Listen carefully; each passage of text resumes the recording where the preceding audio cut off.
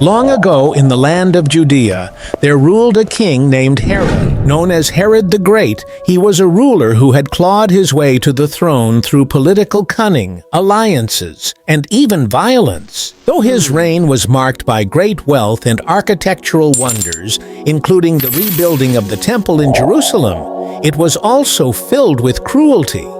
Herod was a man who would do anything to secure his power, even betraying his own family. He killed his wife, several of his children, and anyone he saw as a threat to his rule.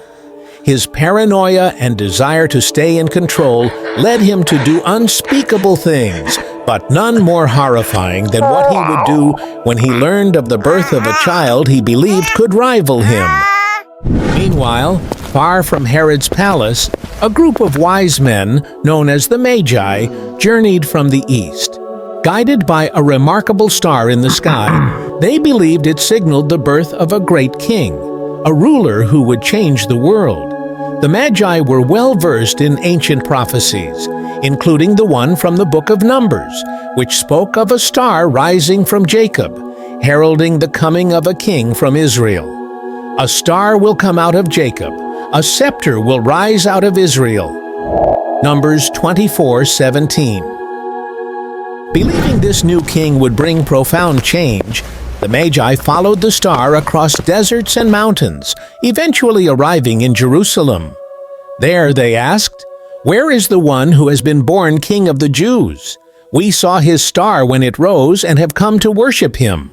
When Herod heard of this, his heart filled with fear. A new king?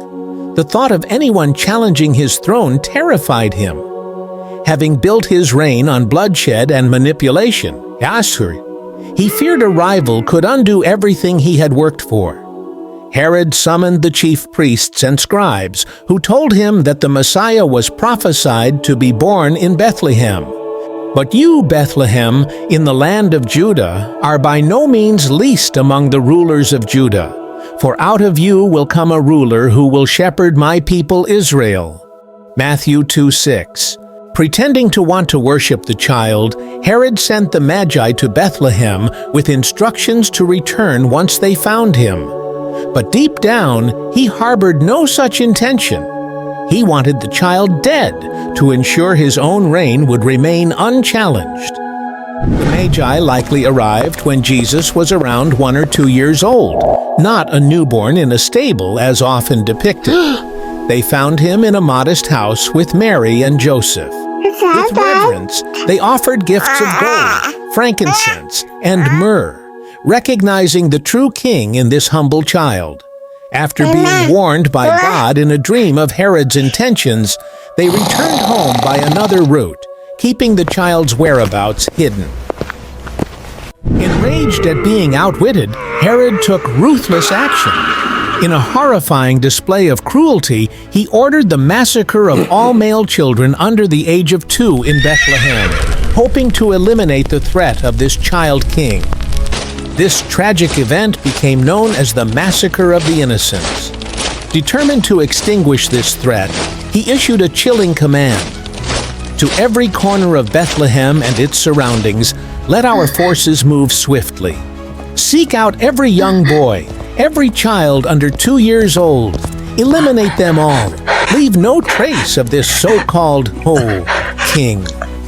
And so, with those cruel words, Herod unleashed one of the darkest chapters of his reign, forever marking Bethlehem with the sorrow of the innocent.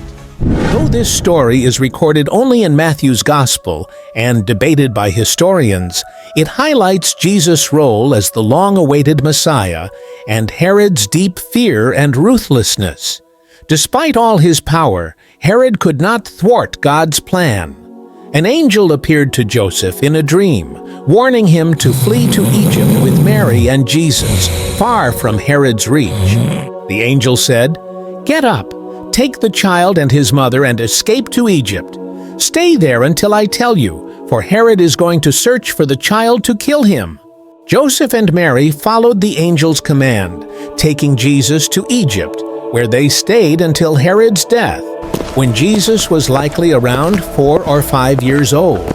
Herod died in 4 BC, suffering from a painful illness, gangrene, likely kidney failure, and a growing paranoia.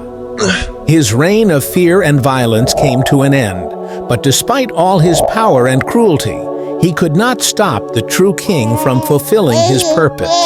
Jesus, born humbly yet honored even as a child, would grow to bring peace, hope, and salvation to the world, a king whose reign would never end. Herod's story serves as a sobering reminder of the lengths some will go to protect their power, but it also underscores a greater truth. God's plans cannot be thwarted, no matter how great the opposition. Thank you for exploring the story of King Herod and the birth of Jesus. Even in darkness, God's purpose shines through. If this message resonated, please like, share, and subscribe for more stories of faith.